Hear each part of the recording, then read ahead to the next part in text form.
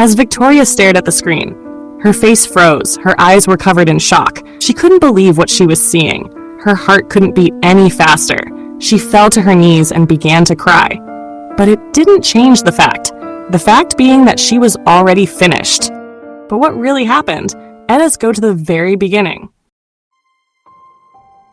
Let me tell you, this story is of shock and surprise. A story that shook the whole town heavily. A story that held shocking secrets. If you came here expecting tears, guilt, or for me to now finally be a changed person, sorry to disappoint. I'm not broken. I'm not repenting. I'm just telling my side of the story, because it looks like as if everyone thinks they know who I am, but they don't know me well.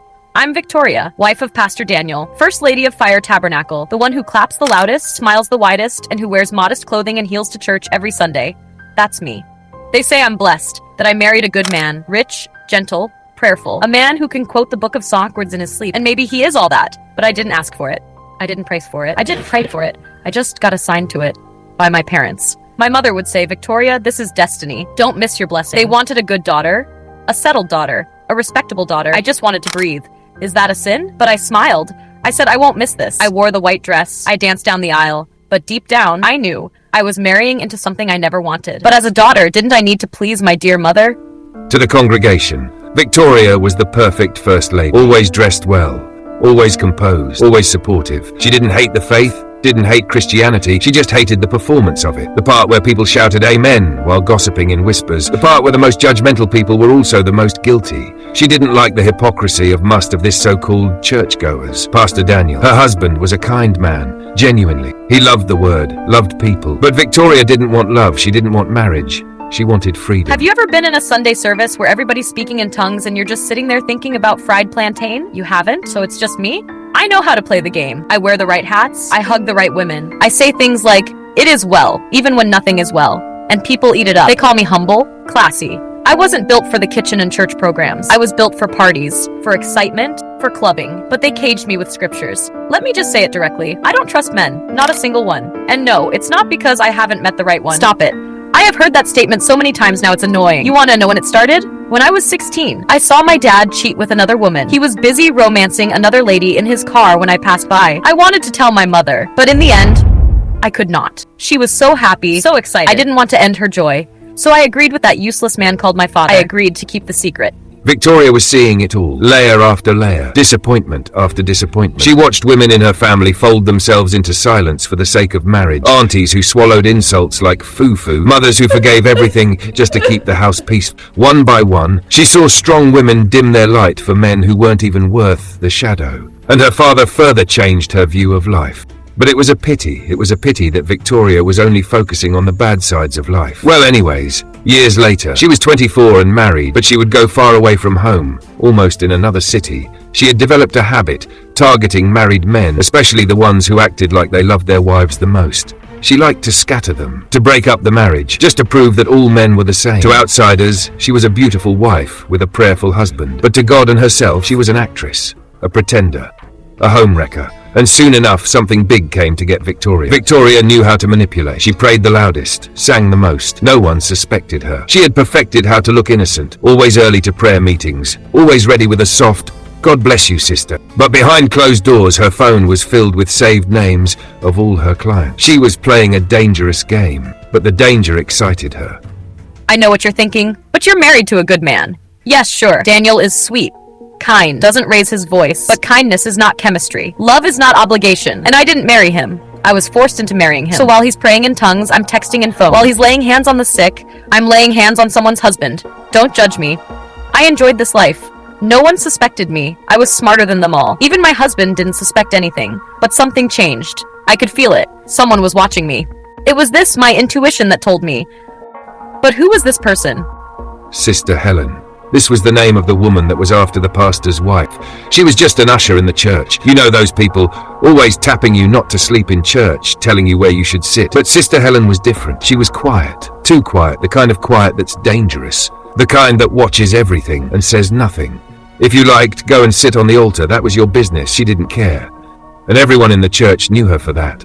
Sister Helen wasn't loud, but she watched. Every Sunday, she sat 3 rows behind Victoria, eyes calm, posture still, Bible always in her hand. She noticed the patterns others missed. Victoria always came late on Wednesdays, wearing clothes too rumpled for someone who claimed to be resting at home. How her clothes looked like as if she was in a hurry to wear them.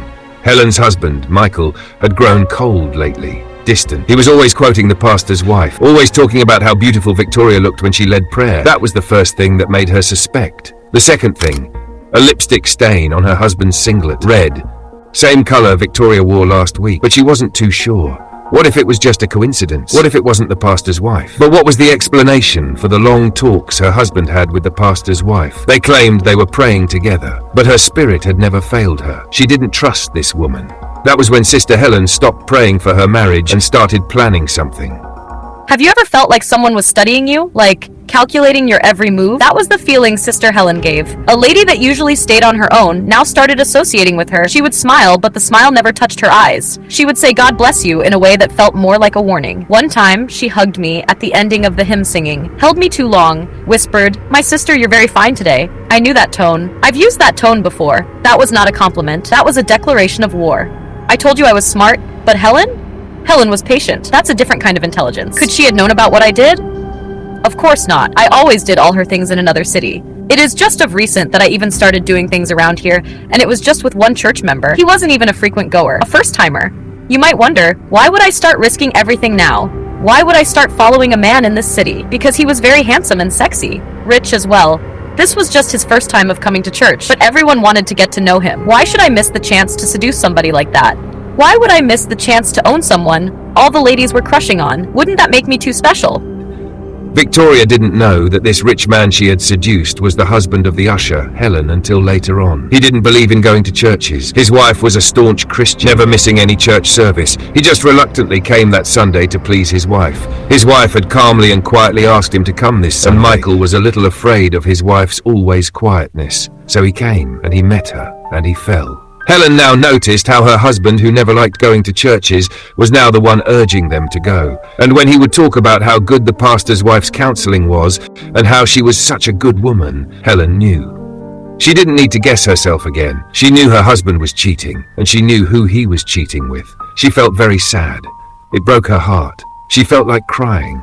She just wanted her husband to come to church, and now she had led him to do this. But she reassured herself that she was not the one at fault. If a man wanted to cheat, he will cheat. Even if he didn't come to the church and cheat with her pastor's wife, he would go and cheat with someone else. So now her job was to expose them.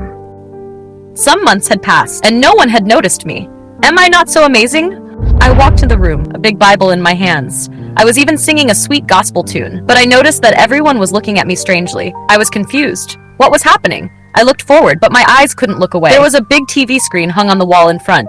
I wondered. We normally had women's meeting like, why was there a TV screen in front today? Then I saw Hui. I couldn't take my eyes off her. She didn't dress too well. In fact, her dress was too modest, too simple. I had always looked down on this Helen lady. She looked boring, looked like all those traditional housewives who did nothing with their lives. I felt mockery. How did someone as boring as her manage to grab such an amazing man like Michael? Well, I smiled bitterly. How did someone as boring as my husband manage to grab me? Maybe there were some things that happened in secret, but while I was letting my imagination go round, I couldn't take my eyes off her because of the way she was looking at me. Helen's eyes were cold. They were wicked. If people killed with the eyes, I'm sure I would have died 1,000 times over. Then something lit up. You remember that big television, right? At this moment, it suddenly turned on. I saw myself on the screen. I saw another man holding my waist. I recognized this scene. I saw I and this man now embracing each other, undressing, and proceeding to have, you know what, right? Everything was caught in detail. I now understood what Helen had done. She had told everyone, including her husband, that she was traveling for a month. She intentionally left the house to only Michael, and the shocking thing about all this was that she was expecting her husband to bring the woman to the matrimonial house. That woman being her. She had left the house, waited for a month, planted CCTV cameras everywhere, waiting for this very moment to catch me, to humiliate me, to disgrace me. But how was even sure her husband would bring her to the house in the first place?